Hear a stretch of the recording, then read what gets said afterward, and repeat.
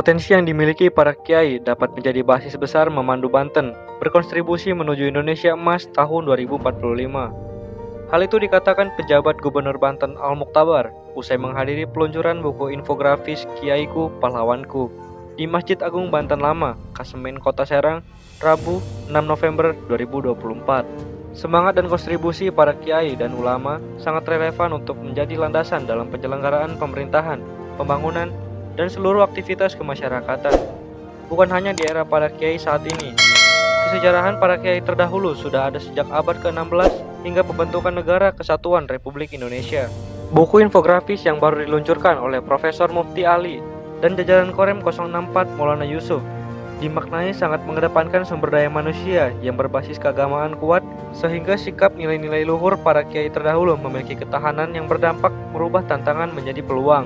Apa yang disebut dengan Kiaiku Pahlawanku, bahkan kita mereview lebih jauh dari mulia kiai-kiai itulah ternyata membentuk Indonesia ini. Dan selalu saya mengutip bahwa perjalanan Indonesia diantaranya diantarkan oleh para kiai-kiai, dan diantara kiai itu adalah kiai dari Banten. Kita tahu sejarah Banten yang luar biasa. Jauh di masa lalu sudah punya hubungan internasional dan dunia mengakui. Lalu sekarang semangat itu tentu sangat relevan kita bawakan sebagai landasan kita, utamanya dalam penyelenggaraan pemerintahan, pembangunan, dan kemasyarakatan.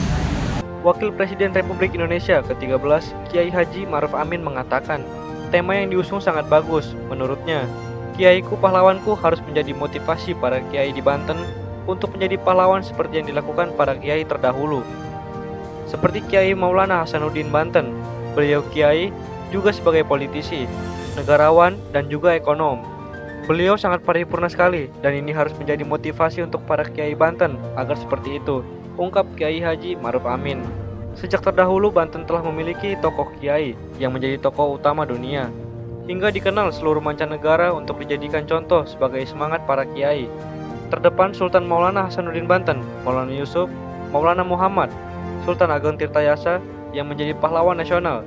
Juga ada Kiai Wang Sakara, pendiri Tangerang, pahlawan nasional Kiai Syamun. Itu semua kiai-kiai penggerak di bidang ilmu pengetahuan. Juga ada sosok yang harus kita contoh melalui Syekh Nawawi Banten, terangnya.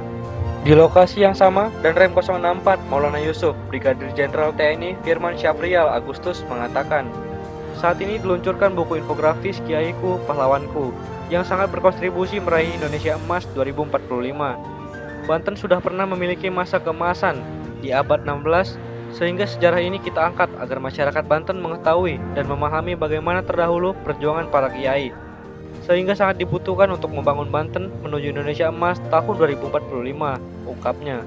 Dikatakan buku Kiaiku Pahlawanku saat ini baru diluncurkan buku infografisnya, dan setelah itu akan diluncurkan buku Kiaiku Pahlawanku sebanyak 1000 halaman lebih yang terdiri dari 2 jilid. Penulis bukunya Profesor Mufti Ali dan timnya.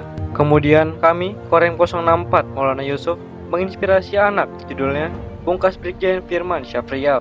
Dari Serang, Banten, tim liputan BMJ TV melaporkan.